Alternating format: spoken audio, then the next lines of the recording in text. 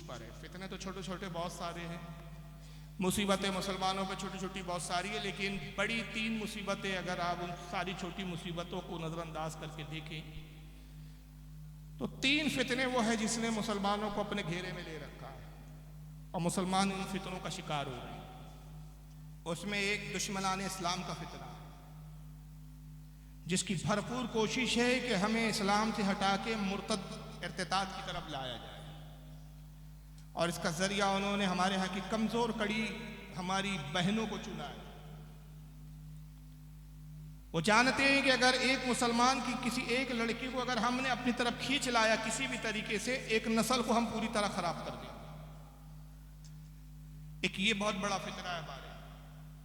आज इस कदर हम मुसलमानों पर प्रेशर और इतना प्रेशराइज किया जा रहा है कि मुसलमान अपने तखस्सुस को, अपने इस्लाम की शनाख्त को, अपनी इस्लाम की निशानियों को दिन ब दिन छोड़ता है। कई नमाजों को लेकर तकलीफें दी जाती है, कई दाढ़ी को लेकर फितना खड़ा किया जाता है, कई लिबास को लेकर मॉब लिंचिंग हो जाती है। मुख्तलिफ तरीके से मुसलमानों को दबाने और सताने की कोशिश की जा रही है। एक गैर मुस्लिमों का फितना है जो इस्लाम को फना करना चाहता है और अहले इस्लाम को इस्लाम से हटाना चाहता है। अब ये तो खुले दुश्मन है हमारे, इन दुश्मनों को हम आसानी से पहचान भी लेते हैं। अगर कोई इस तरह का दुश्मन आता है और इस्लाम के खिलाफ कुछ कहता है तो हम उसके हुलिये से, उसके अंदाज से, उसकी मजहबी शनाख्त से हम पहचान लेते हैं कि ये शख्स कौन है। बहरहाल मैं अर्ज कर रहा था कि तीन फितने इस वक्त मुसलमानों के ताल्लुक से बहुत ज़्यादा शदीद फितने हैं। एक दुश्मनान इस्लाम का फितना जो दिन ब दिन नित नए तरीके खोजता रहता है कि मुसलमानों को कैसे कमज़ोर किया जाए, माली एतबार से उनकी मजहबी शनाख्त को कैसे ख़त्म किया जाए, कैसे उन पर प्रेशर कायम किया जाए और किस तरह उनको हिंदुस्तान में दबा कर रखा जाए और इस हाल तक उनको पहुंचा दिया जाए कि वो अपनी मजहबी शनाख्त का खुलकर इजहार भी ना कर सके।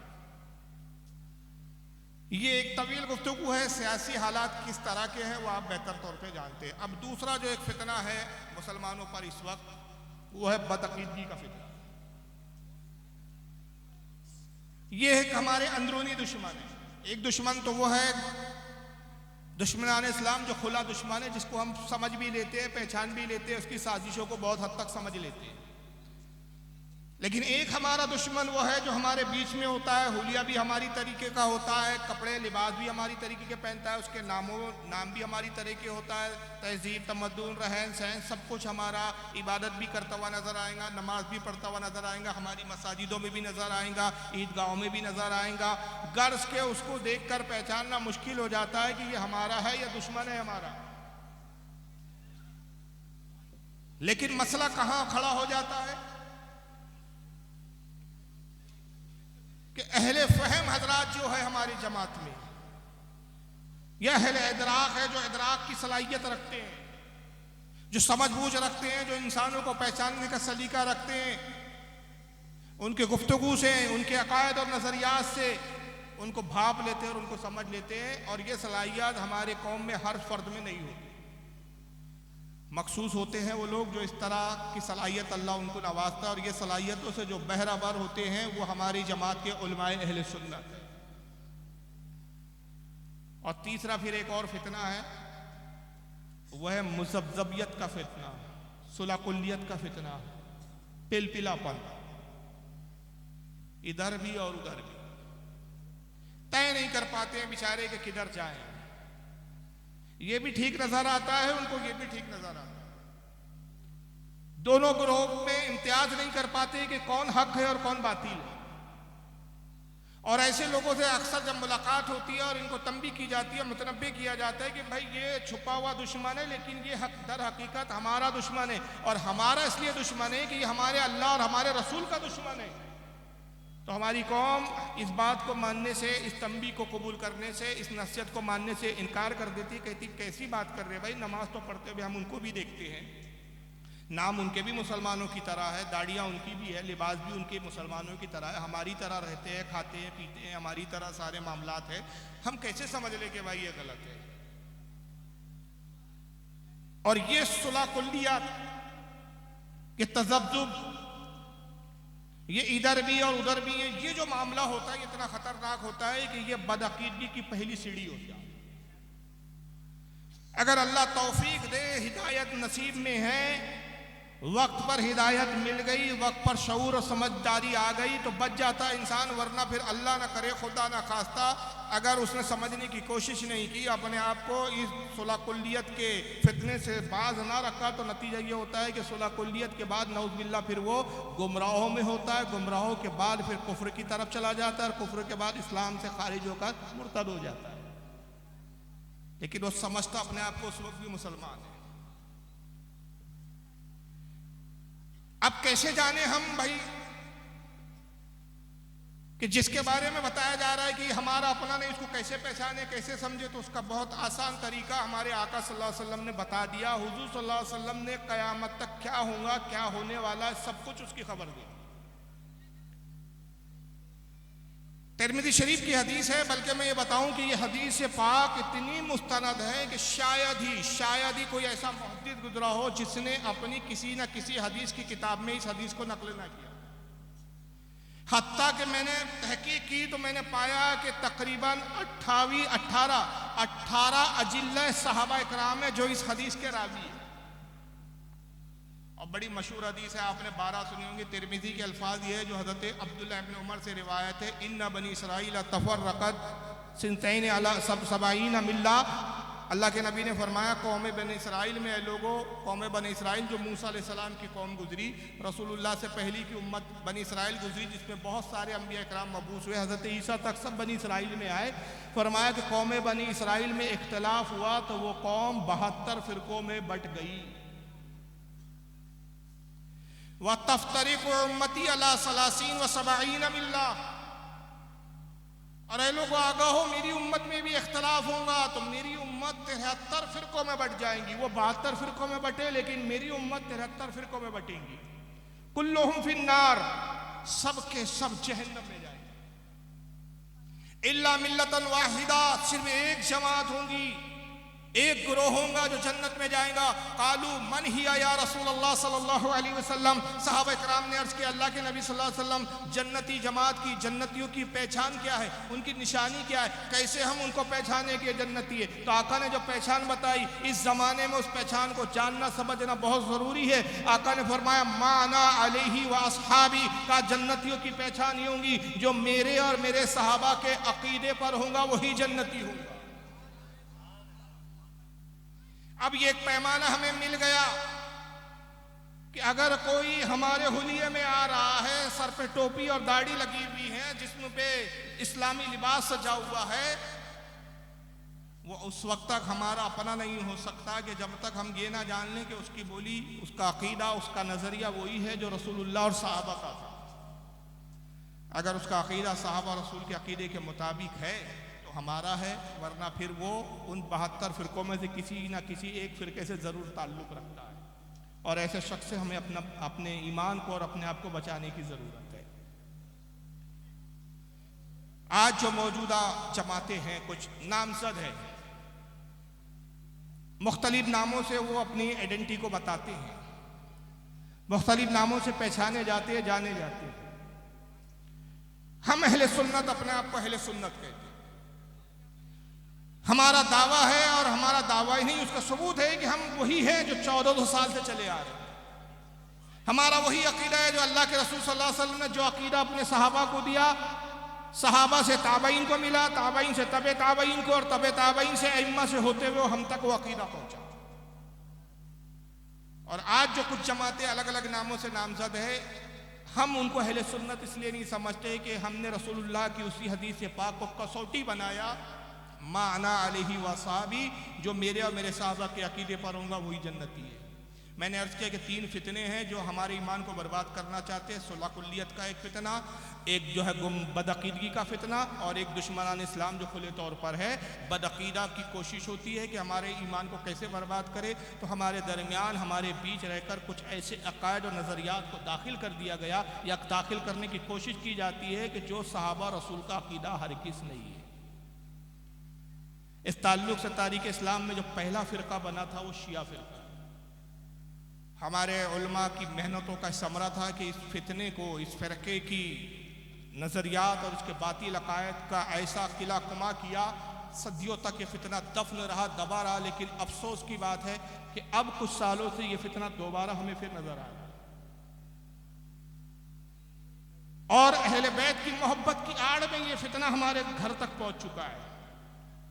आला हज़रत की ज़बान में मैं अगर कहूँ कि शैतान के हरबों में से सबसे शदीद तर हरबा ये है कि शहद के बहाने जहर पिलाता है और दवा के बहाने जो है जहर देता है।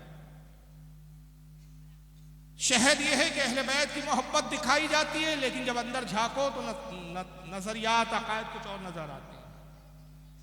अगर शिया फिरके की हम बात करें तो इतने बातिल नजरियात है कि जो खुदा की कसम न हरगिज साहबा का अकीदा हो सकते हैं, न रसूल का अकीदा होते हैं। मैं बहुत सारे अगर अकायद बताऊं तो रात छुट्टी पड़ जाएंगी, सिर्फ एक अकीदा बताऊंगा, प्रूफ में एक वीडियो दिखाऊंगा। फैसला आपको करना है कि जिनका ये अकीदा है तो क्या हम उनको सही कह सकते हैं?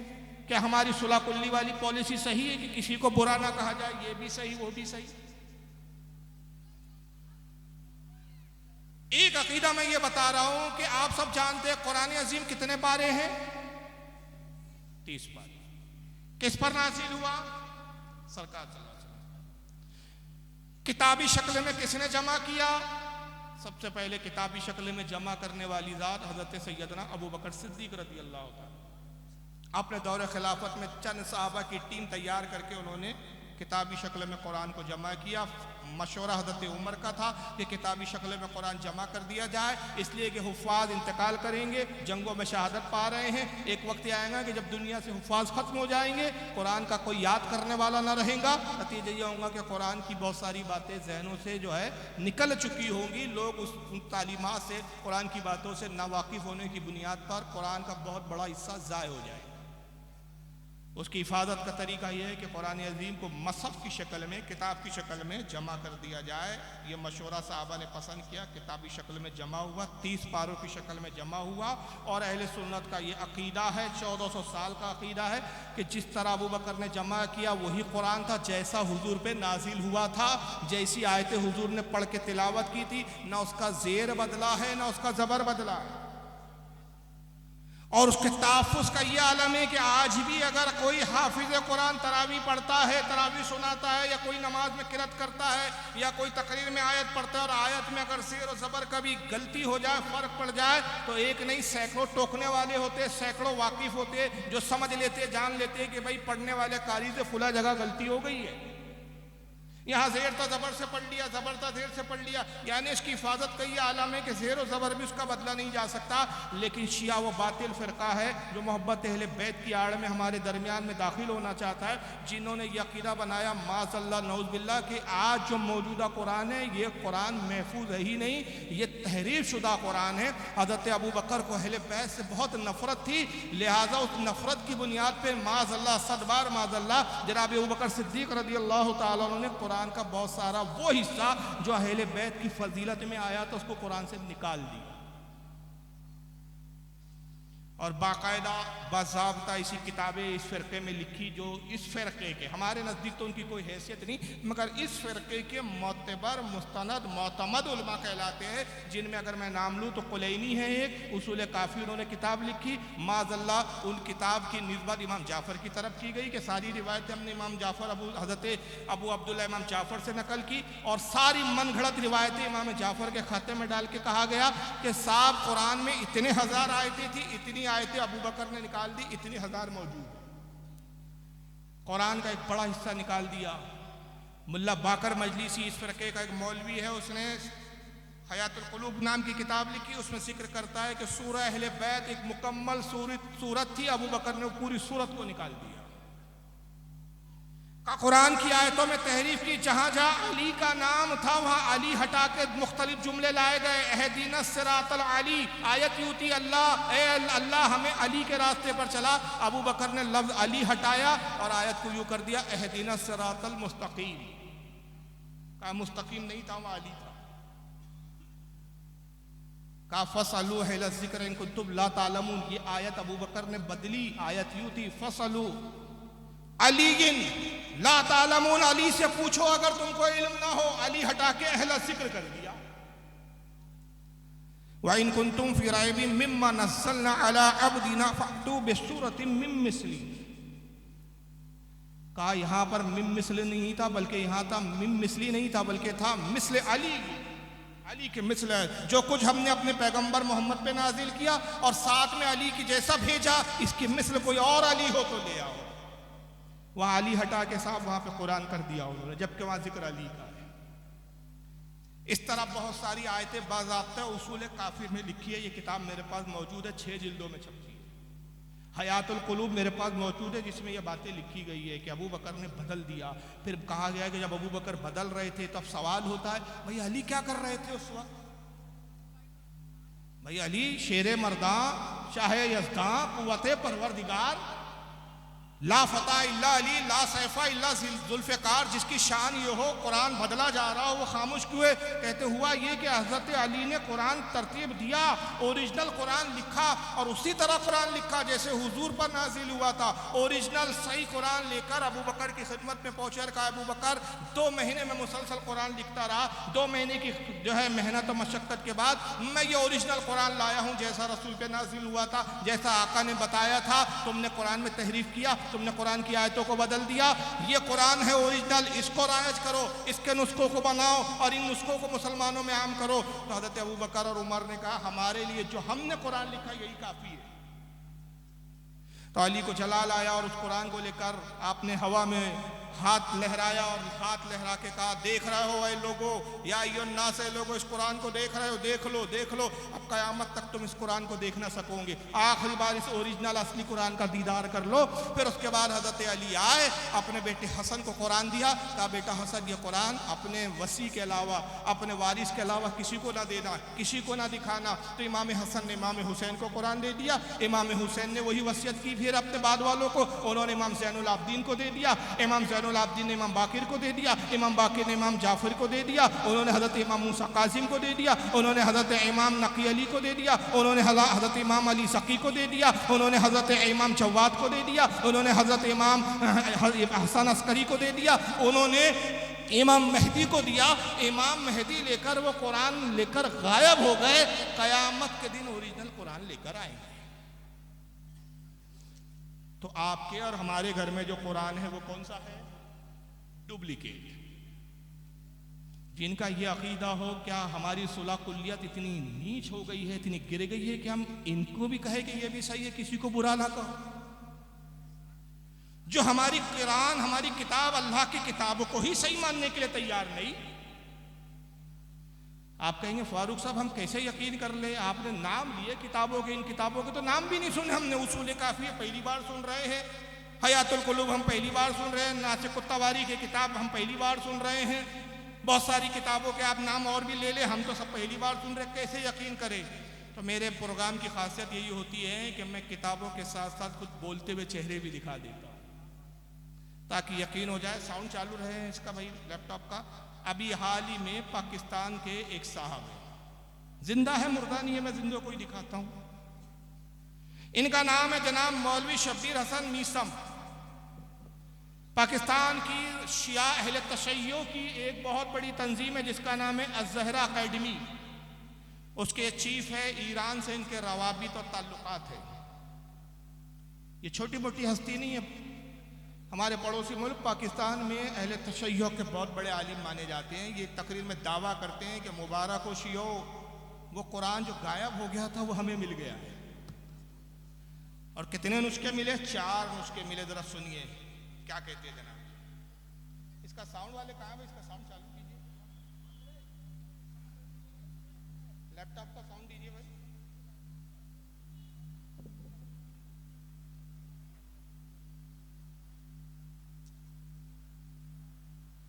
नहीं आ रहा है भाई, क्यों नहीं आ रहा?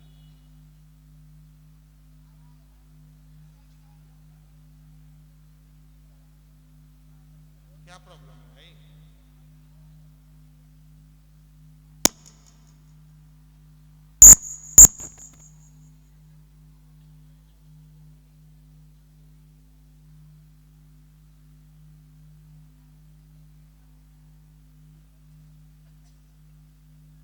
शरीफ पढ़े आप अल्लाहुम्मा सल्लि अला सय्यिदिना मौलाना शफीना व हबीबना व तबीबना व नबीना व मौलाना मौलाना मुहम्मद व अला आलिहि व अस्हाबिहि व बारिक वसल्लम सलातो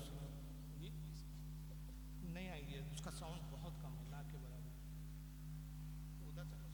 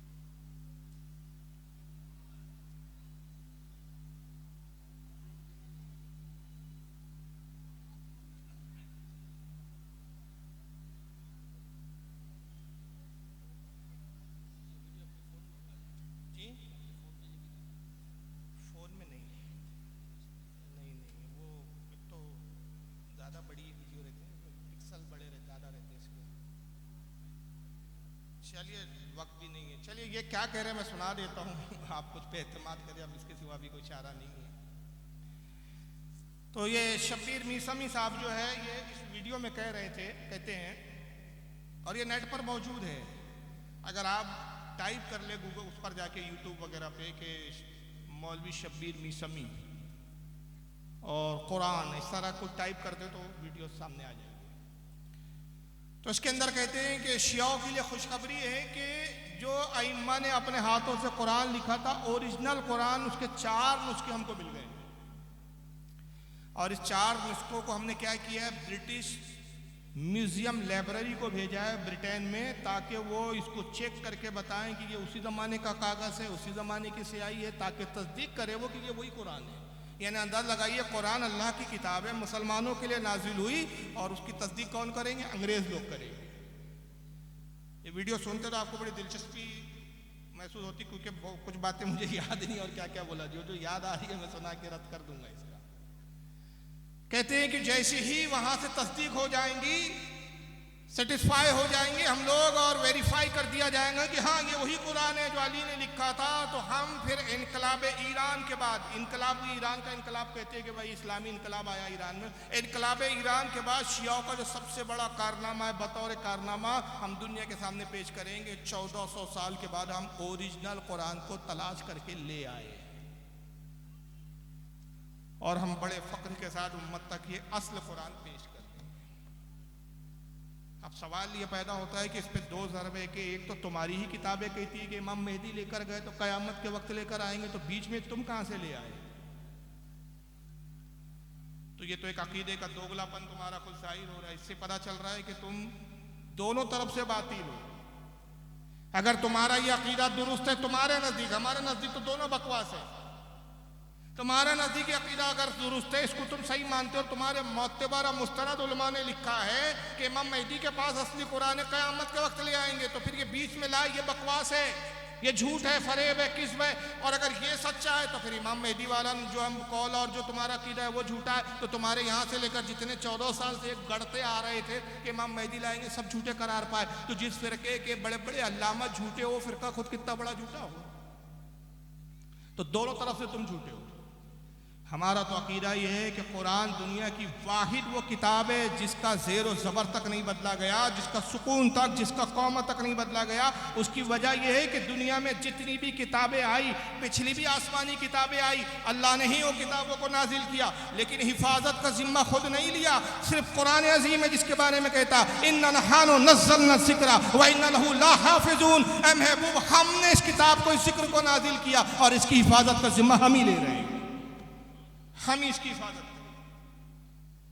तो जब अल्लाह ताला ने कुरान अज़ीम की हिफाजत का जिम्मा लिया है तो किसकी मजाल है कि कुरान को बदल दे। हो सकता है कल आप कहें कि भाई ये दावा कुछ समझ में नहीं आ रहा है, बदलना कौन सी मुश्किल बात है। भाई हम कुरान ले आए, अब उसमें लिखा है अल्हम्दुलिल्लाहि रब्बिल आलमीन, और रब्बिल आलमीन को हम रब्बुल आलमीन कर दे तो हमने तो बदल दिया। भाई आप कह रहे ज़ेर ज़बर नहीं बदल सकते, हमने बदल दिया। हम ज़ेर की जगह ज़बर लिख दें, कौन होते हो आप, कहाँ हाथ पकड़ सकते हो आप हमारा, हमने तो बदल दिया। फिर अल्लाह ने क्या किया, कुछ तो नहीं किया। माज़अल्लाह, अगर ये आपका तस्वुर है, किसी का तस्वुर हो जाए, मुसलमान का तो तस्वुर हो नहीं सकता। अगर कोई बेवकूफ़ इस तरह की हरकत करे तो उसको मालूम होना चाहिए कि हिफाजत का जिम्मा जो रब फरमा रहा है, तो ये स्याही की हिफाजत की बात नहीं हो रही है, ये जो है औराक की हिफाजत की बात नहीं हो रही है, बल्कि कुरान जो नफ्स कुरान है उसकी हिफाजत की बात हो रही है। और ये ऐसा रसूलुल्लाह का मोजेज़ा है जो क़यामत तक बाकी रहेगा। और हिफाजत ऐसे की कि तुम औराक बदल सकते हो, स्याही बदल सकते हो, हुर्फों को तब्दील कर सकते हो, लेकिन बच्चों के सीने में जो कुरान को अल्लाह ने हिफ्ज़ फरमा दिया, उस हिफ्ज़ शुदा दिल के कुरान को जो नक्श हो गया उसको कैसे बदल सकोगे, उसको तुम नहीं बदल सकते। तो कुरान अज़ीम एक महफूज किताब है, लेकिन हमारे दरमियान में मुसलमान कहलाने वालों में ऐसे भी लोग हैं जो इस कुरान को अल्लाह का कलाम और अल्लाह की असली किताब मानने के लिए तैयार नहीं। मगर ऐसे ही लोगों से जो मेल मिलाप रखते हैं इस वक्त, सुलह कुल्लियत के अगर अलम बरदार में कहूँ उस शख्स को जिसका नाम तारिक जमील आता है,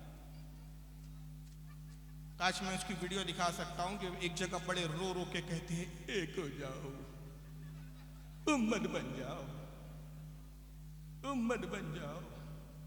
बड़ा दर्द है उसके दिल में, इतना रोता है कि शियाओं को शर्मिंदा कर दिया उस शख्स, इतना रोता है। मगर मच के आप एक हो जाओ।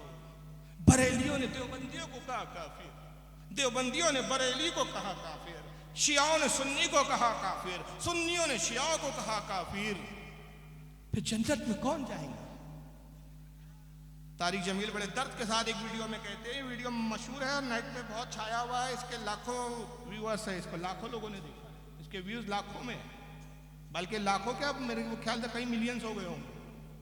जन्नत में कौन जाएगा? तारिक जमील साहब, आपको फिक्र करने की जरूरत नहीं कि जन्नत में कौन जाएगा। जन्नत रब तबारक व तआला ने जिसको हिबा फरमा दी, उसने हदीस में बता दिया जन्नत में कौन जाएगा। वही जाएगा जिसका अकीदा अल्लाह और रसूल सहाबा के मुताबिक होगा। और उसी अकीदे को तर्जमानी करते हुए आला हजरत ने एक शेर में कह दिया, तुझसे और जन्नत से क्या मतलब, वहां भी दूर हो, हम रसूलुल्लाह के, जन्नत रसूलुल्लाह। नारे तकबीर, नारे रिसालत, उलमाए अहले सुन्नत, मसलके आला हजरत, नारे तकबीर, नारे रिसालत। तो आपके कहने से थोड़ी होगा एक हो जाओ, एक हो जाओ। अच्छा मुझे ये बताओ, जब हुजूर ने कहा मेरी उम्मत में 73 फिरके होंगे, क्या किसी कोई ज़ईफ से ज़ईफ हदीस में भी ये दिखा सकता है कि किसी साहबी ने कहा या रसूलल्लाह जब आपकी उम्मत 73 फिरके हो जाए तो कोई ऐसी तदबीर बता दीजिए, कोई ऐसा नुस्खा कीमिया बता दीजिए कि इस बिखरी हुई उम्मत को हम एक कर दे। चैलेंज है, कोई एक रिवायत ऐसी दिखा दो, मैं गुलामी करूंगा उसकी जिंदगी भर। किसी साहबी ने नहीं कहा। अगर खुदा की कसम फ़िरक़ों को, सब जमातों को एक करने की अगर किसमें सबसे ज़्यादा सलाहियत थी तो वो सहाबा की जमात हो सकती थी।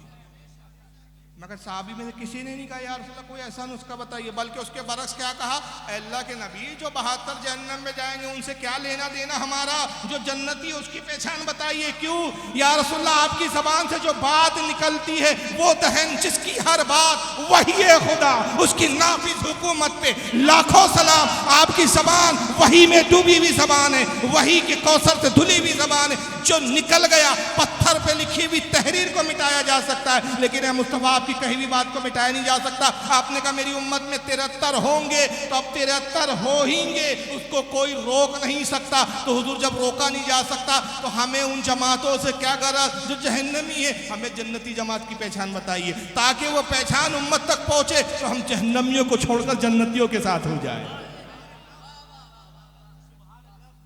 ये सहाबा ने तालीम हमको दी, हमें ठेका नहीं दिया गया, हमें जिम्मेदारी नहीं दी गई कि तारिक जमील की तरह हम सबको मिलाने बैठ गया, एक हो जाओ उम्मत बन जाओ, उम्मत बन जाओ। उम्मत बन चुकी, तो कोई नया पैगंबर आया कि जो नई उम्मत बना रहा है?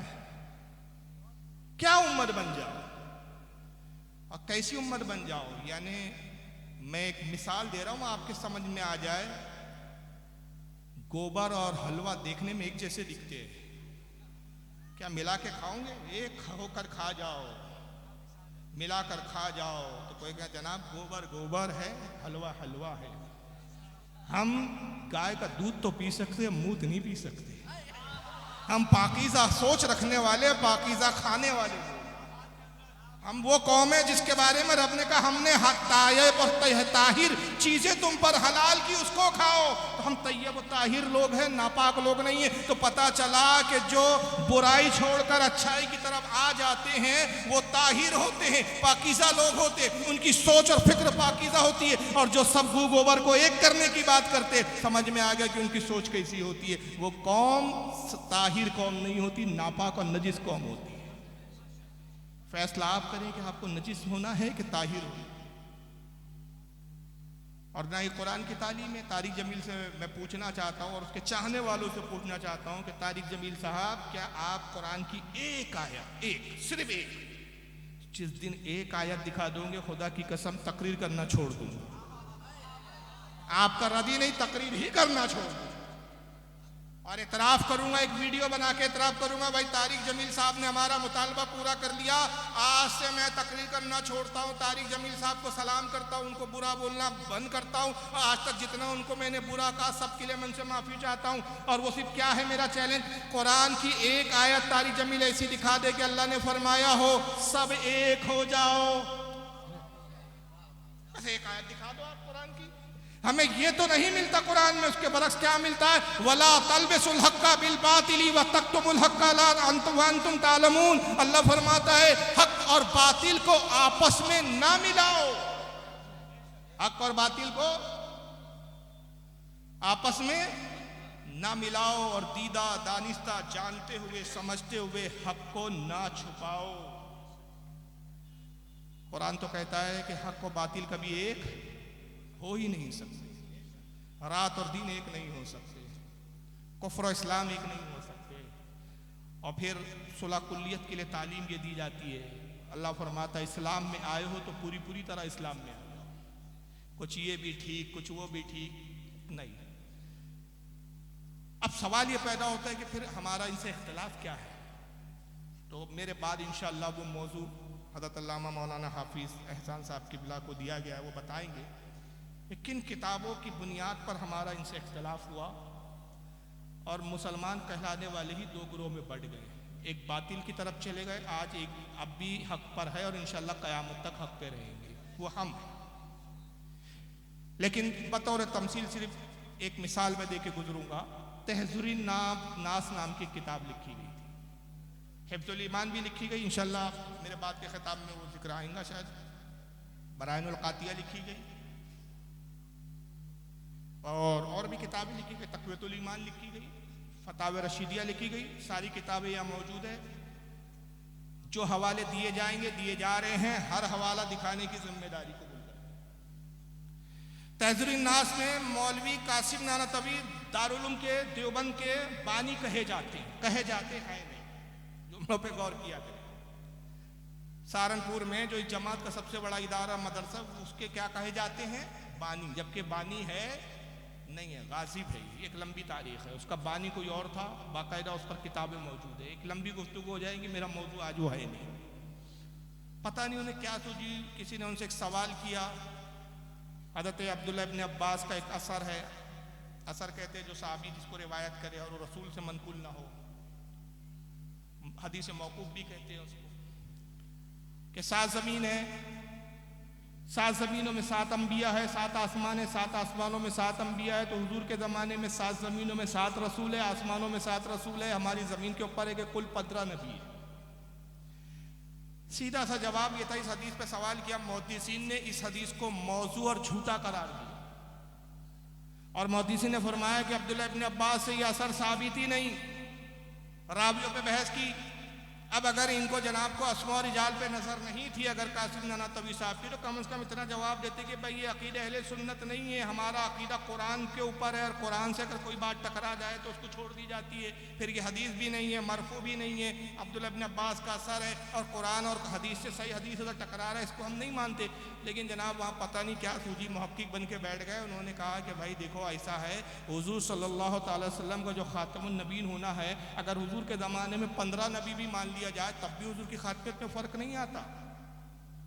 हर ज़मीन में हुजूर की तरह नबी माने जा सकते हैं। आदम के ज़माने में 15 आदम थे, शीश अलैहिस्सलाम के ज़माने में शीश थे, नूह अलैहिस्सलाम के ज़माने में 15 नूह थे। हर ज़माने में हर नबी आया, उसके जैसे और नबी भी हर 7 ज़मीन और 7 आसमान के तबक़ों में रहे। तो कासिम नानातवी फिर यहाँ बड़े इल्म भगार ने बैठ कर कहा कि देखिए साहब, ऐसा है कि जो कुरान अजीम में हुजूर की खातमत का जिक्र आया, कि कुरान अजीम ने कहा मा काना मुहम्मदुन अबा अहदिन मिन रिजालिकुम वलाकिन रसूलुल्लाहि व खातमुन नबिय्यीन, क्या लोगों मोहम्मद तुम्हारे मर्दों में से किसी के बाप नहीं है, बल्कि वो अल्लाह के रसूल है और नबियों में सबसे आखिर है। हुजूर के बाद अब कोई आखिरी नबी नहीं आएगा। सरकार की मुतवातिर हद तवातुर को पहुंची हुई हदीस, सही उल इस्नाद हदीस, किसी ने इख्तलाफ नहीं किया। इजमा इस हदीस पे आका ने एक बार नहीं, 2 बार नहीं, 12 का ला नबी आबादी, मेरे बाद कोई नबी नहीं, अना खातमुन नबीयीन, मैं आखिरी नबी हूं।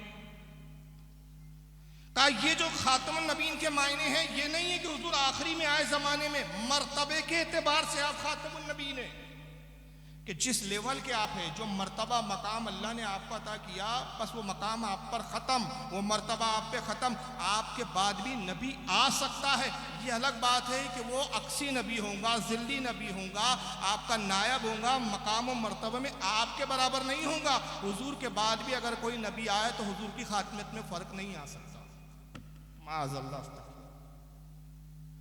क्या आप ये मानते हैं कि हुजूर के बाद कोई नबी आएगा? और ये अकीदा क्या मुसलमानों का अकीदा हो सकता है, इस्लाम का अकीदा हो सकता है? सरीह कुफरी अकीदा। भाई जिस हदीस का मैंने टुकड़ा पढ़ा ना, ये ला नबी आबादी, मेरे बाद नबी नहीं, उसका पहला टुकड़ा क्या है, किससे कहा था? हज़रत उमर से कहा, मेरे बाद अगर कोई नबी हो सकता था तो वो उमर इब्न खत्ताब हो सकते थे। हज़रत उमर जैसा नबी नहीं हो सकता था, तो आज कोई कितना ही बड़ा वक्त का वली कामिल हो, कितना ही बड़ा आलिम फाजिल हो, एक सहाबी के बराबर नहीं हो सकता। तो हज़रत उमर तो उससे बुलंद है। तो जब हज़रत उमर ना हो सके तो आज पैदा होने वाला कोई नबी कैसे हो सकता है? लेकिन हुआ क्या कि किताब असल में लिखने की ज़रूरत क्यों पेश आई कासिम नानातवी? उसका भी एक थोड़ा सा पस मंज़र है कि कासिम नानातवी साहब की एक सवाने हयात है जिसका नाम है सवाने कासमी। उसकी पहली जिल्द है, और उसके लिखने वाले मनाजिर हसन गीलानी है, जो उनके खलीफा, मुरीद और उनके शागिर्द हैं। उन्होंने उनके हालात की ज़िंदगी पे लिखी, कहा कि मौलाना कासिम नानातवी बचपन में ये ख्वाब देखा करते थे कि वो अल्लाह की गोद में बैठे हुए।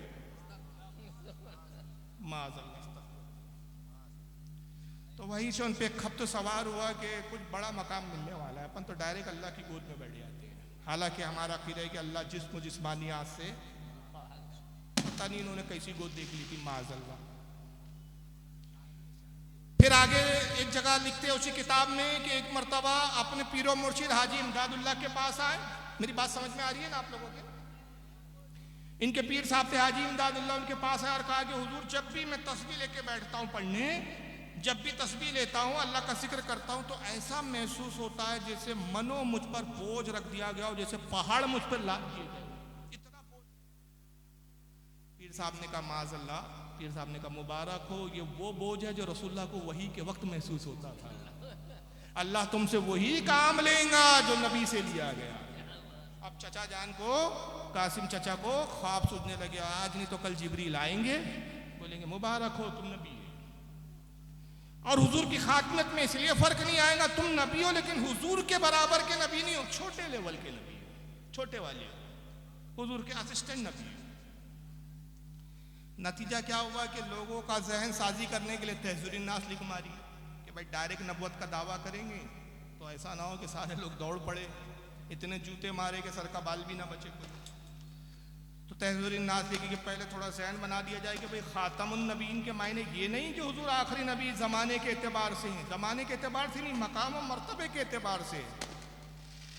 मगर हुआ ये एक बड़ा अजीब व गरीब मामला हुआ कि किताब आई और अभी वो अपनी प्लानिंग में लगे हुए थे कि बाजी कोई और मार गया। अब बाजी किसने मारी? गुरदासपुर पंजाब का इलाका है, वहां का एक शख्स था जिसका नाम था गुलाम अहमद कादियानी। उसने दावा किया मैं नबी हूं, आ गया नबी। सारे देवबंद में हलचल मच गई। कहा तू कैसे नबी है? कहा आप ही के तालीम ने लिखा है कि भाई नबी आ सकता है। आ सकता नहीं, मैं आ गया। आ सकता है क्या होता है, मैं तो खुद आ गया, मानो मुझे अब नबी। मुझ पे तो वही भी आ रही है, जिब्रील भी आ रहे हैं मेरे पास। बड़े परेशानी हुई देवबंदियों में कि भाई बाजी तो कोई और मार गया। मौलवी ताहिर गयावी की मेरे पास वीडियो है, ऑडियो है, सॉरी माफ करना, वीडियो नहीं ऑडियो है, और उसी के चैनल पे डली है, वहीं से मैंने अपलोड किया, अभी भी डिलीट नहीं किया, अभी भी मौजूद है। ताहिर गयावी कहता है कि जब गुलाम अहमद कादियानी ने नबूवत का दावा किया तो हमारी जमात के बहुत बड़े आलिम थे, बहुत बड़े अल्लामा थे, बहुत बड़े मुहद्दिस थे, बड़ी तारीफ की। उनका नाम था अताउल्लाह बुखारी। नाम पे गौर करे, पूरा वाक़या नाम पे इर्द गिर्द घूमता है, अताउल्लाह बुखारी। तर्जमा क्या होता है? अल्लाह की अता, अल्लाह की देन। वो खड़े हुए और गुलाम अहमद कादियानी को ललकारा, मुनाजरा कर, तू कैसे नबी है? गुलाम अहमद कादियानी तैयार हो गए, चलो मुनाजरा कर लेंगे, मैं साबित करता हूँ मैं नबी हूँ। बहरहाल मुनाजरा हुआ। मुनाजरे में अताउल्लाह बुखारी ने कहा, ये ताहिर गयावी के बकौल, ऑडियो मेरे पास मौजूद है, मैं सुबह तक रुका हुआ हूँ, 2 बजे मेरी यहाँ से रवानगी है, आप मेरी क़यामगाह पर आएँ, मैं आपको ऑडियो सुना दूंगा। यहाँ चल नहीं रहा स्पीकर, इसलिए सुनाने से माजरत तलब कर रहा हूँ, माजरत चाहता हूँ क्योंकि आवाज़ ही नहीं आ रही है। ताहिर गयावी कहते हैं कि अताउल्लाह बुखारी ने कहा तू नबी है, इसकी दलील दे। अस्तगफिरुल्लाह, ला हौल वला कुव्वता इल्ला बिल्लाहिल अलीयुल अज़ीम। ये है देवबंदियों के जहालत का इल्म। इन बेचारों को न किताबों पे नज़र, न फतावों पे नज़र। इमाम इब्न हजर अल मक्की अश-शाफ़ी रहमतुल्लाह अलैह फतावे हदीसिया में नकल फरमाते हैं कि हुजूर ख़ातमुन नबीयीन ऐसे हैं कि अब हुजूर के बाद कोई नबूवत का झूठा दावा करे और कोई उससे नबूवत की दलील मांगे, दलील मांगने वाला काफिर हो जाए। इसलिए कि ये रात है, जितना यकीन है इससे हजारों करोड़ों दर्जे हमें इस बात पर यकीन है। जिस तरह ये यकीन है कि सुबह थी, सुबह गुजर गई, अब रात आ गई। जिस तरह मैं अपनी घड़ी में देख रहा हूं कि इस वक्त रात के 1:05 हो रहे हैं, जितना इस पर यकीन है कि वक्त ये हुआ, इससे सैकड़ों दर्जे, करोड़ा दर्जे ये यकीन है कि हुजूर आखिरी नबी है, हुजूर के बाद कोई नबी नहीं आएगा। दुनिया इधर से उधर हो सकती है लेकिन रसूल के बाद कोई नबी अब तशरीफ नहीं ला सकता। ईसा अलैहिस्सलाम भी आएंगे तो उम्मती की हैसियत से आएंगे, बहैसियत नबी नहीं तशरीफ लाएंगे। इमाम मेहदी की इक्तिदा में नमाज पढ़े, नबूवत होंगी, नबूवत मनसूख नहीं होंगी। ये ना समझे कि नबूवत मनसूख हो गई। किसी नबी की नबूवत को मनसूख समझना ये भी कुफ्र है। ये सब अकायद की बातें हैं। नबी होंगे लेकिन हैसियत अपनी क्या जाहिर करेंगे? उम्मती। और यही वजह है कि इमाम मेहदी इस ज़माने में क़यामत के वक्त इमाम होंगे, उनकी इक्तिदा में आप नमाज मुक्तदी की हैसियत से पढ़े। तो दलील मांगी इन्होंने, तो पहली गलती तो यही की कि भाई उससे दलील मांगने की क्या ज़रूरत थी, उसको 4 जूते लगाते कि तू कहाँ से नबी आए, उससे दलील मांग रहे। तो गुलाम अहमद कादियानी ने दलील दी, कहा हाँ मेरी दलील तो कुरान में मौजूद है।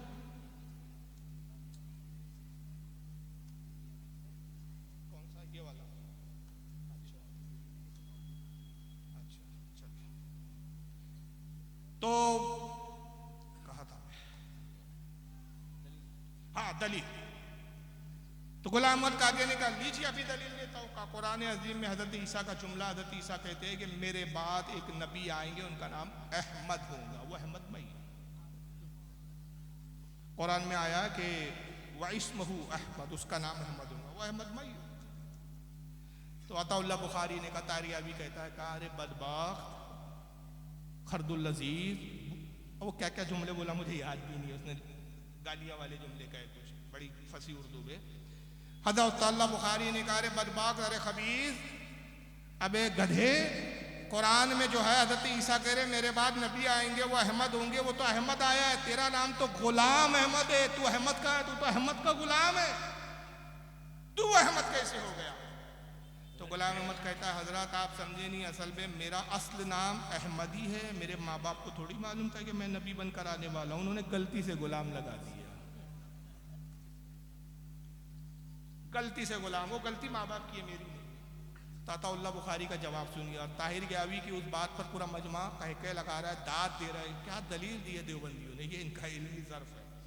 ताताउल्लाह बुखारी मुस्कुराए कहा ओहो मैं तो समझता था ये हादसा मेरे ही साथ हुआ है, आज पता चला आपके भी साथ ऐसा हादसा हो गया, असल में मेरा नाम अल्लाह है, मेरे माँ बाप को पता नहीं था मैं अल्लाह हूं, तो उन्होंने अताउल्लाह लगा दिया, और चूंकि मैं अल्लाह हूं तो मैंने तो आपको नबी बनाया नहीं, तो आप नबी बन कैसे गए?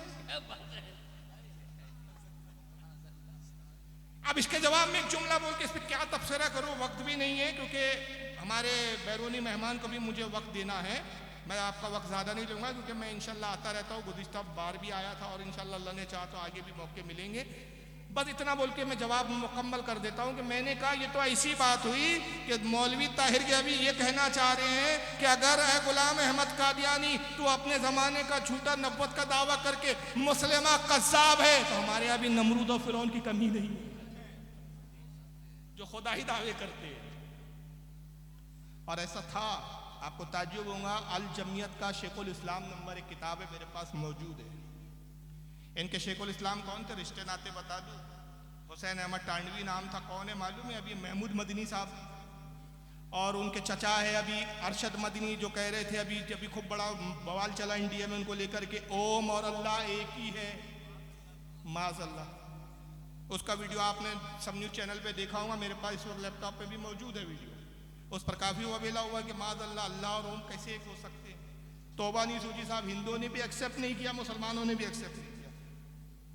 अरशद मदनी साहब के वो हुसैन अहमद टांडवी जो है वालिद होते गालिब, और महमूद मदनी के दादा अशरफ अली थानवी के शागिर्द, वो मर गए तो उनकी तारीफ में पूरा एक जमियत इनकी जमात है ना, जमियतुल उलमा, तो जमियत का शेखुल इस्लाम नंबर निकाला गया, उनकी ज़बानें लिखी गई, तो उसमें लिखा गया कि शेखुल इस्लाम हुसैन अहमद टांडवी साहब जो थे वो खुदा थे, ज़मीन पर अपनी किबरियाई पर पर्दा डाल के इंसान बनकर आए थे, ज़मीन पे चलते फिरते थे, लोग पहचान ही न सके ये तो खुदा है चल फिर रहे।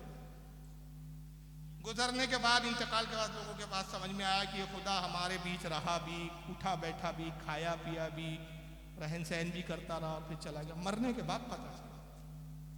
तो इनके यहाँ खुदा भी है साहब, और ये किताबों में मौजूद है, छप रही है किताब, इनकार नहीं कर सकते ये लोग। इस पर हमारे उलमा के मुनाजरे हुए, हमारे उलमा ने बारहा इन किताबों को पेश किया, इन्होंने तौबा नहीं की, बरात के इज़हार नहीं किए, अपनी इन बकवासात की तावीलात की नहीं, और उन तावीलात में बजाय इसके कि वो अपने बुजुर्गों से कुफ्र को उठाते और मजीद कुफ्र अपने पर लाते गए। तो ये एक बुनियादी इख्तिलाफात है कि ये रसूलुल्लाह की नबुव्वत के कायल नहीं, एक जमात हुए जो अल्लाह की किताब, आखिरी किताब कुरान अजीम को महफूज मानने के लिए तैयार नहीं, तहरीफ शुदा करार दे रहे हैं, ओरिजिनल किताब मानने को तैयार नहीं। देवबंदियों का तबका हुआ जो नौज़ुबिल्लाह मिन ज़ालिक रसूलुल्लाह सल्लल्लाहु अलैहि वसल्लम के बाद भी नबी आने का कायल है, और एक तीसरा इसी फ़िरक़े की एक शाख बोल ले या इनकी असल के जिससे देवबंदी निकले। मैं कन्फ्यूज़ होता हूँ कि देवबंदी इनसे निकले या ये वो देवबंदी से निकले, वो फैसला इन पर छोड़ता हूँ, क्योंकि दोनों के अकाबिर तकरीबन एक ही है। इस्माइल दहलवी को ये भी मानते हैं, वो भी मानते हैं, इब्न तैमिया को वो भी मानते हैं, ये भी मानते हैं, इब्न क़य्यम जौज़िया को वो भी मानते हैं, ये भी मानते हैं। कई मौलवी उलमा ऐसे पुराने कदीम गुजरे जिनको दोनों मानते हैं, दोनों की तालीमात पर अमल करते हैं।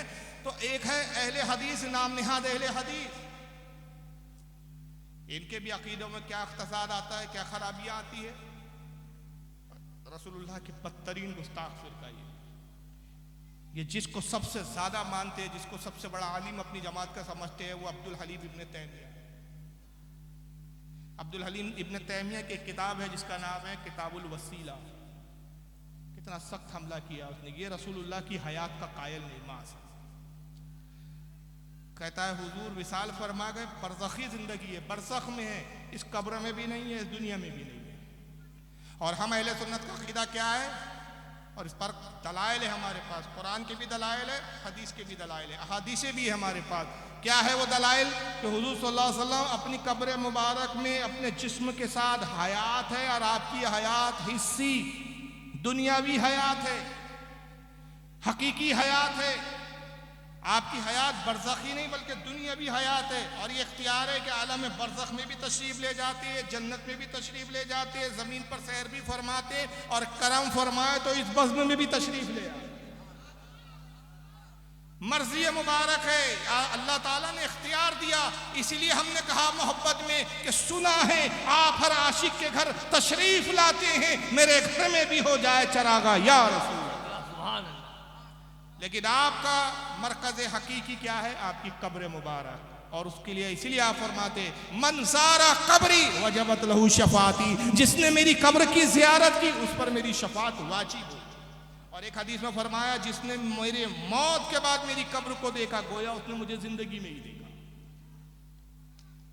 तो हम इस तरह हयात को मानते हैं, लेकिन इब्न तैमिया ने कितना खतरनाक हमला किया हुजूर सल्लल्लाहु अलैहि वसल्लम की हयात को लेके। हयात का इनकार ही नहीं किया, हुजूर की सरकार सल्लल्लाहु अलैहि वसल्म की तौहीन भी की। बदबख्त किताबुल वसीला में लिखता है कि बाद झूठे सूफी बाद झूठे सोफिया कहते हैं औलिया की जमात को, ये दावे करते हैं कि हम कब्र पे गए, कब्र शक हुई, रसूल बानफ़्स नफ़ी तशरीफ लाए, मुआनका किया, गले मिले, मुसाफा हुआ, दस्तबोशी हुई। अभी मैंने दो वाक़यात आपके सामने पेश किए, एक आला हज़रत का भी वाक़या पेश किया कि सरकार आला हज़रत को भी ज़ियारत हुई, अब्दुर्रहमान इब्न जामी माँ अब्दुर्रहमान इब्न जामी का भी वाक़या पेश किया। मुतअद्दिद हमारे उलमा और सूफिया के अक़वा जो है ऐसे वाक़यात है कि रसूल ने बानफ़्स नफ़ी अपनी ज़ियारत से उनको मुशर्रफ फरमाया। सबका इनकार करते। अपने तैमिया कहता है ये झूठे सूफी है जो दावा करते हैं कि हुजूर की कब्र शक हुई, फटी, हुजूर बाहर तशरीफ लाए, जाहिर से मुआनका किया, गले मिले, मुसाफा किया। वो हुजूर नहीं होते जो कब्र फटती है, जो बाहर निकलता है वो शैतान होता है माज़अल्लाह, और वो कब्र फाड़ के बाहर निकल के कहता है मैं नबी। यानी इनकी बदबख्ती देखिए आप इब्न तैमिया की, जो हुजूर की कब्र शक हो, सरकार बाहर तशरीफ लाए, वो हुजूर को इसका इख्तियार तो नहीं मानता, मगर इब्लीस को इतना बाइख्तियार मानता है कि पहले कब्र में घुसता है। कहाँ से घुसता है वो कुछ दिखता नहीं है, शगाफ भी नहीं, कोई सुराग भी नहीं, घुस गया बस कहीं से भी। और ज़ाहिद ने कहा या रसूलल्लाह आपका दीदार का मुतमन्नी हूँ, तमन्ना है मुझे कि आपका दीदार करूँ। कब्र फटी, शैतान बाहर निकलता है। शैतान को इख्तियार है कि कब्र में जाए, फाड़ के बाहर आ जाए, अपने आप को नबी भी बताए और उम्मती गुमराह भी हो जाए, मगर माज़अल्लाह कहता रसूल को इख्तियार नहीं कि हुजूर तो मरकर खत्म हो चुके। इब्न तैमिया के इसी अकीदे, बातिल अकीदे को मोहम्मद इब्न अब्दुल वहाब नजदी ने अपनी किताब तौहीद में दर्ज किया, और उसी के चरबे को उठा के उसी की किताब तौहीद की तलखीस तक़वतुल ईमान के नाम से मौलवी इस्माइल दहलवी ने की, और उसने लिखा कि रसूलुल्लाह सल्लल्लाहु अलैहि वसल्लम मरकर मिट्टी में मिल गए। हालांकि सही हदीस है, सरी हदीस है। अलबानी जो इनका सबसे बड़ा अल्लामा, उसने तक मुहद्दिसीन की यहाँ से वहाँ तक जब देखा राय को कि हर मुहद्दिस सही करार दे रहा, तो मजबूरन अल्लाह जाने कितना दिल पे पत्थर रख के उसको भी लिखना पड़ाऊंगा अपनी सिलसिला तो सहीहा किताब में कि यह हदीस सही है और उसके बहुत ज़्यादा तुरुक है। और हदीस क्या है, बड़ी मशहूर हदीस है, आपने सुनाऊंगा। अल्लाह के रसूल फरमाते हैं इन्नल्लाह हर्रम अलल अर्दि अन तअकुला अज़्ज़ादल अंबिया अलैहिमुस्सलाम फनब्बियुल्लाहि हय्युन युरज़क़। आका कहते हैं अल्लाह ने, बेशक अल्लाह ने ज़मीन पर हराम कर दिया कि वो नबियों के जिस्मों को खाए। अल्लाह का नबी जिंदा होता है और उसको अल्लाह की तरफ से रिस्क भी दिया जाता है, रिस्क भी खाता है। और यही आला हज़रत का हमारे कमाल है कि अक़ीदे हदीस को, अक़ीदे कुरान को, अक़ीदे सहाबा को, अक़ीदे रसूल को अशारों में दो जुमलों में जमा कर देते हैं। तू जिंदा है वल्लाह, तू जिंदा है वल्लाह, मेरी चश्मे आलम से छुप जाने वाले। तो बहरहाल बहुत सारे तज़ादात है, बहुत सारे इख्तिलाफ़ात है, कहाँ तक मैं बयान करूँ। कहीं लिखा गया है कि रसूलुल्लाह उर्दू ज़बान हमारे मदरसे देवबंद में सीखने आए, माज़अल्लाह बराहिनुल क़ातिया किताब लिखी गई। यहाँ तक लिखा गया है कि हुजूर से ज़्यादा इल्म तो शैतान को है, शैतान का इल्म नस से साबित है, हुजूर का इल्म नस से कतई से साबित है। तो ये वो बुनियादें हैं जिन गुस्ताखियों की बुनियाद पर हमारे उलमा ने इनको मुसलमान नहीं समझा, आज मैंने ये बातें आपके सामने पेश की और अब मैं आपसे फैसला चाहता हूँ, बस ये ख़त्म कर रहा हूँ, मैं आपसे फैसला चाहता हूँ। जो कुरान को असल न समझे, क्या वो आपकी निगाह में मुसलमान है? जो हमारे नबी को आखिरी नबी ना समझे, क्या वो मुसलमान है? क्या जो हमारे नबी की कब्र के बारे में अकीदा रखे कि उस कब्र को फाड़ के शैतान निकलता है, वो मुसलमान हो सकता है? हरगिज़ नहीं हो सकता। तो इख्तलाफ कुफ्र ईमान का है, प्रॉपर्टी का इख्तलाफ नहीं है, बिजनेस का इख्तलाफ नहीं है, लेन देन का इख्तलाफ नहीं है, रिश्तेदारी में इख्तलाफ नहीं है, अकीदे का। और ये अकीदा ही है जो सलामत है तो जन्नत में जाना है, रसूल की बारगाह में सुरखुई है, खुशनुदी है, अल्लाह की खुशनुदी है, कामयाबी है। और अगर अकीदे में ही बिगाड़ है तो याद रख लीजिए, आप कितनी ही नमाजें पढ़ ले, कोई नमाज कबूल नहीं होगी। इबलीस से बड़े आप आबिद नहीं हो सकते। उलमा ने लिखा कि 90 लाख, बाद में 90 करोड़ तक लिखा है, 90 लाख पे तो ज़्यादा इत्तेफाक है कि 90 लाख साल उसने अल्लाह को सजदा किया, मगर मरदूद हो गया, शैतान लाइल हो गया, धुतकारा हो गया, खबीस हो गया। क्यों? नबी की ताज़ीम नहीं की। किस नबी की ताज़ीम नहीं की? जनाब आदम अलैहिस्सलाम की ताज़ीम नहीं की। तो जब आदम की ताज़ीम ना करने की बुनियाद पर 90 लाख साल की इबादत तबाह हो जाती है, तो जो रसूलुल्लाह की ताज़ीम ना करे तो ये 60 साल की इबादत क्या काम है? ये 70 साल की इबादत पे क्या नाश किया जाए? तो असल हकीकी ईमान है रसूलुल्लाह की मोहब्बत। और जब हुजूर से अगर सच्ची मोहब्बत है तो हुजूर का फिर कोई भी गुस्ताख हो, हम उससे फिर सुलूक नहीं कर सकते, मजहबी सुलूक नहीं रख सकते, दीनी मामलात हम उससे नहीं कर सकते। न उसकी हम नमाज जनाजा पढ़ेंगे, न उसके पीछे नमाज पढ़ेंगे। तिरमिज़ी शरीफ की हदीस है कि एक जनाजा हुजूर की बारगाह में लाया गया, जामे तिरमिज़ी में हदीस है, सियाह सित्ता में आती है किताब। कहा गया या रसूलल्लाह फुला इब्ने फुला मर गए, आप नमाज जनाजा पढ़ा दी। सरकार ने कहा मैं इसकी नमाज जनाजा नहीं पढ़ाऊंगा। साहबा मुताज्जिब अर्ज़ किया या रसूलल्लाह आज तक आपने किसी जनाजे के बारे में ये नहीं कहा, जो भी जनाजा लाया गया आपने नमाज पढ़ाई। सरकार आप पहली बार, पहला मौका आया है हमारी निगाहों के सामने, आप फरमा रहे हैं मैं इसकी नमाज जनाजा नहीं पढ़ाऊंगा। हुजूर इसकी वजह, इसका सबब क्या है? आका ने फरमाया इसलिए कि ये मेरे उस्मान से बुग़्ज़ रखता है, लिहाजा अल्लाह भी इसको नापसंद फरमाता है। तो हदीस से पता चला जो उस्मान गनी से नफरत करे, जो उस्मान गनी से मोहब्बत ना करे, उनसे हसद और बुग़्ज़ रखे, उसकी नमाज जनाजा आका नहीं पढ़ते। जो हमारे नबी का गुस्ताख हो उसकी नमाज जनाजा हम कैसे पढ़ेंगे? अगर हम चंद सिक्कों की खातिर इस तरह कर रहे हैं तो खुदा की कसम फिर हमारे ईमान की कोई वैल्यू नहीं रही। हमने चंद सिक्कों के एवज़ अपने ईमान को बर्बाद कर दिया। क़यामत के दिन कुछ नहीं मिलने वाला, तुम्हारे सिर्फ जहन्नम का तौक पहनाया जाएगा और कहा जाएगा जो तूने हासिल करना चाहता दुनिया में तुझे दे दिया।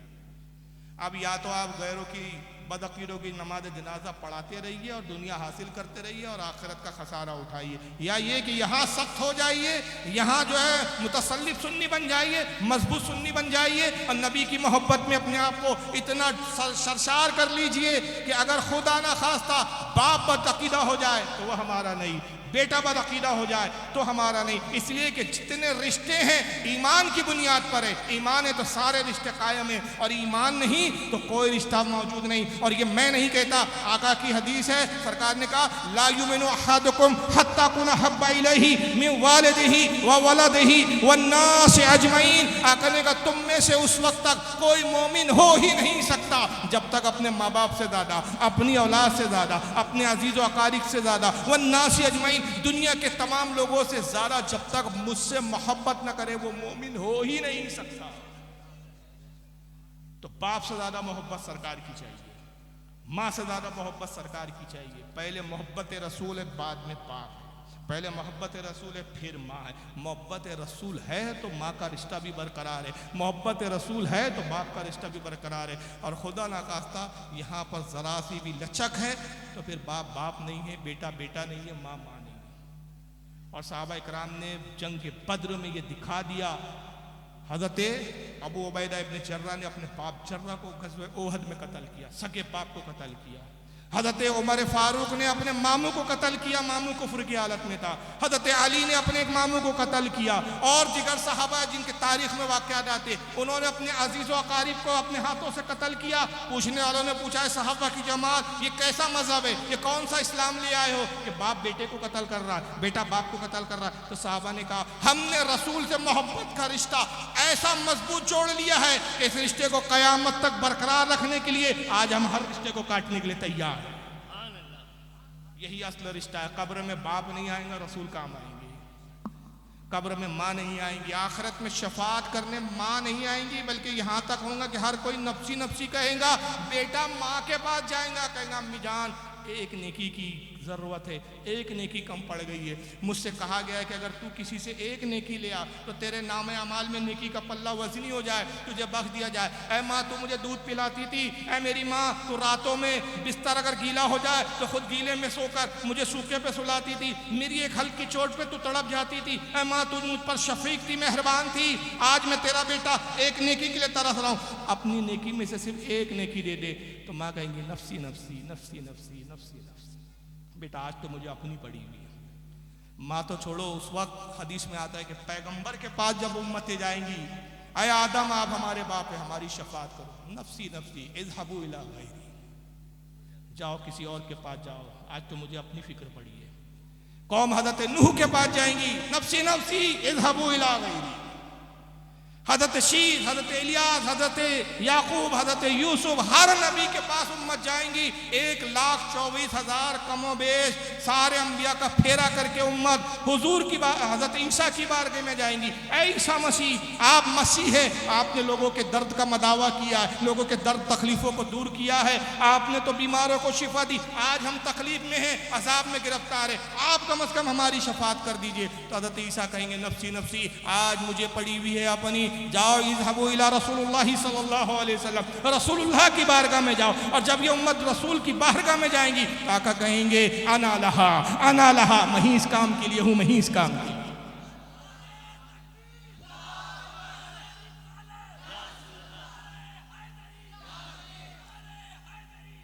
तो जो जात कयामत में आना लहा का मुद्दा सुना के अपनी तरफ बुला रही है, आज हम उस जात के गुस्ताखों से दोस्ती करने को पसंद कर रहे हैं और फिर हम समझते हैं मुसलमान हैं।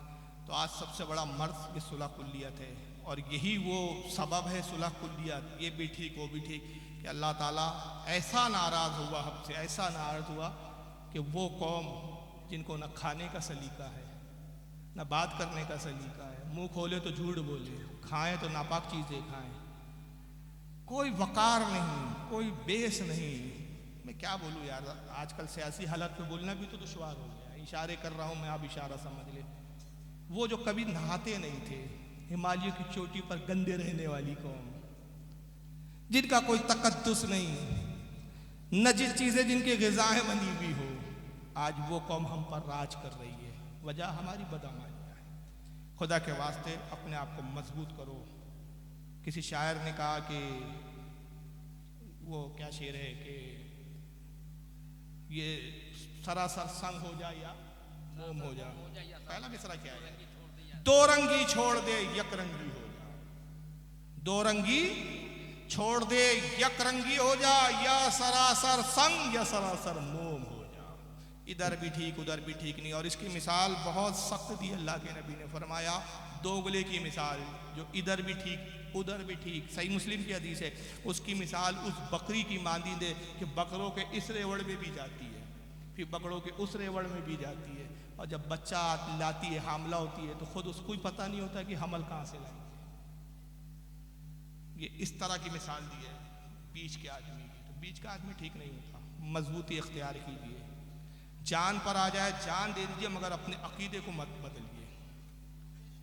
अकीदा ही असल है। ज़िंदगी कितने दिन की है यार? अगर हमने इस ज़िंदगी में दोगलापना करके, सुलह कुल्लियत इख्तियार करके कुछ दौलत कमा ली, कुछ लोगों को राज़ी भी कर लिया, कितने दिन? 60 साल, 70 साल, 75 साल, बहुत तीर मार लिया। 60-65 से ऊपर आदमी जा नहीं रहा है, अटेक आ रहा चला, बहुत तीर मार लिया, 100 साल से ऊपर नहीं जी पाऊंगा। फिर उसके बाद फिर वही अल्लाह की बारगाह है, फिर वही अजाब है, फिर वही सवालात है, फिर वही जवाब है। क्या जवाब दूंगे? क्या पूछूंगे? और एक गलतफहमी मैं दूर कर दूं, अक्सर हमारी कौम के लोग तकरीरों को सुनते हैं, समझते हैं, मगर फिर शैतान क्या वसवसे डालता है, यार ठीक है आज मौलाना साहब ने मजबूत होने के लिए कहा, आज से मैं पुख्ता अहद करता हूँ कि बदअकीदों से दूर रहूँगा, उनसे बरात का इजहार करूँगा, उनके मजहबी और दीनी मामलात में शरीक नहीं होऊंगा, उनके पीछे नमाज नहीं पढ़ूंगा, अपनी नमाज की हिफाजत करूँगा। मगर मैं देखता हूँ मेरे बस्ती के फुला मौलाना साहब तो उनकी नमाज भी पढ़ रहे हैं, उनका जनाजा भी पढ़ रहे हैं, उनके निके भी पढ़ रहे हैं।